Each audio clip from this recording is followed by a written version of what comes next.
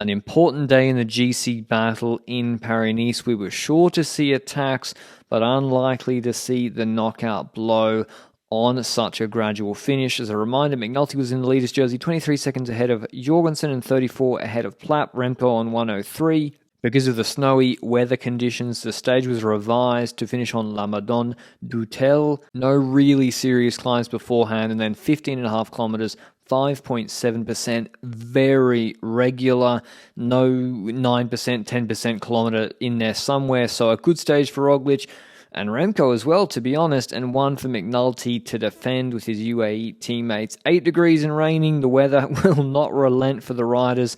INEOS looked like they controlled the breakaway early doors of Benjamin Thomas and Jacobs. For Bernal, I guess, it doesn't really make sense, but they did it anyway. Trenton cops a pasting from the motorbike on its way through, and you can see there's a lot of standing water on these roads. The descents are tricky, and so Visma got Jorgensen up front and center. Remco comes through and gets Lampard to lead it out, so there's no issues or mishaps on these descents. In fact, Remco and Lampard go clear at one point when a quick stepper let the wheel go. So maybe unintentional splits. No one really wanted to press on in the valley before the climb. It all comes back no problem, and everyone gets time for even a nature break and to take off their jackets before the climb, which is what Bernal took advantage of. But onto that climb, the rouleurs doing the lead out to make sure their riders start in good position. Very gradual, as I said. So, the rouleurs like Tarling can really pull the first couple of Ks at a decent clip. And Turner's in second wheel. Affini pulls off. And then Remco says, get bro off the grill. It's time for Louis Vivarca to up the pace. Very, very quickly drops some good riders. Like Bilbao has the group thinned out. But then Catania pulls off. He's done without taking a pull. I know he did help in positioning earlier, but he's dropped off Vivarca's pulling, and now you're looking at 13 Ks. He has reduced it. I don't know if that's Almeida or who's coming back for UAE. I know Pollitt was there at some point. This group then gets bigger because Quickstep just don't have enough numbers nor the firepower to keep this going, to keep the pace high. Maybe Vivarca pulled too hard initially. Like, Harper's in good shape. He was off the back initially, and he comes back, and it starts to bunch up again. You see Kelderman moving up position, Bernal, Vlasov moving up position. So the pace definitely slowed down at this point. And, it was never going to be a hugely selective climb anyway. It's just impossible with no difficult climbs beforehand and another GC day tomorrow. But INEOS get the Plus to pull here. We've got an intermediate sprint in a couple of kilometers with about 6 kilometers to go, and he's pulling for Egan Bernal. There's 6:42 bonus seconds. Everyone else sits in the draft. It is single file now, and it does get reduced on the Plus pace. It's a bit more serious than Vivarca's. The Van Wilder's still there for Remco Evenepoel, and then, there's 7 Ks to go. A little bit strange what happens. It seems that Jorgensen and McNulty weren't that interested. They were just going to react on someone like Remco jumping. But Bernal jumps. Van Wilder follows him, looks across, sees no one, or maybe sees Remco, probably sees no one, and then sprints to try and take away the bonies from Bernal, but actually ends up taking 2 seconds away from Remco. So Bernal takes the full 6 allotment. Van Wilder takes 4, Remco slides into 3 without really having to do too much of an effort. And McNulty and Jorgensen, as I said, they seem to be chilling. They didn't really react too much on the bonies. And so Bernal takes those, but at what cost? Because we've still got 6 Ks of this climb left. If you can avoid doing a big watt spike or sprint like that, there's going to be some later that you have to react to. And Remco Evenepoel goes, and you can just see how gradual this climb is. With someone like Jorgensen on the wheel, they're going over 30 kilometers an hour here in the big ring. The draft is so important, and there's no real obvious point on this climb to attack. It's more in-between moves, perfectly timed by Alexander Vlasov. Remco's looking over his left shoulder. There's space to his right in the gutter, whilst Roglic has let Vlasov's wheel go. And this counter from Vlasov is absolutely perfect. Great tactics from Bora. They got Roglic to sit in, who's got the good sprint normally.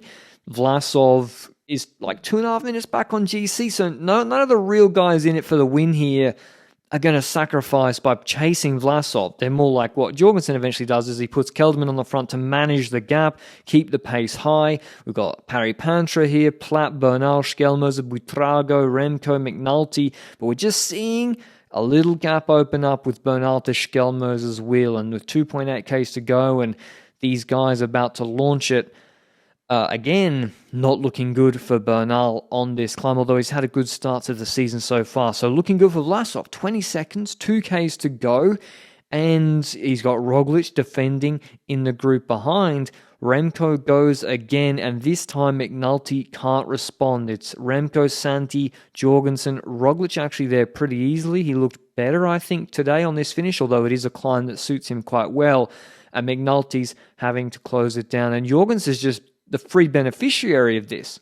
He's the best placed in the group right there with Remco. McNulty's having to chase against Remco's pacing. Schelmoser won't help him in attacks across.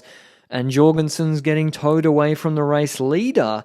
But eventually Remco's going to stop at some point, but he does give a decent pull, and McNulty, he looks like he starts to really struggle through the hairpin here afterwards when the group accelerates again. But with the gap down to 12 seconds to Vlasov, he just lost 8-9 seconds in that kilometre.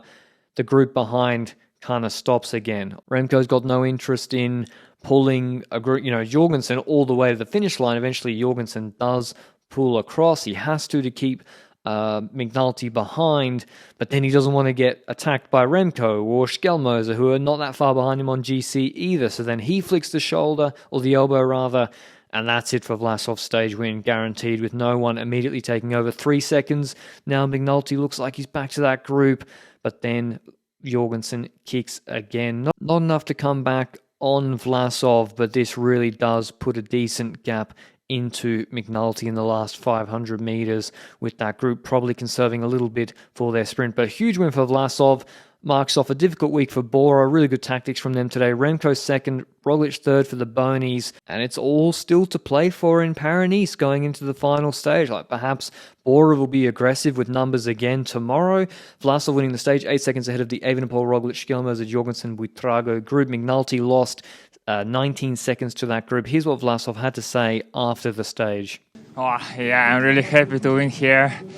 It's a World Tour stage race, one of the most important races, and especially it is my training zone, and I know these roads, and I'm super happy to win here. In terms of GC, McNulty does hold on by 4 seconds because Jorgensen didn't take any bonies at the finish or the intermediate, ahead of his compatriot Schelmoser on 35, only 1 second ahead of Remco. That's very narrow. Plapp defended. Well, he dropped down to 5th, but he's still hanging in there on 47 seconds.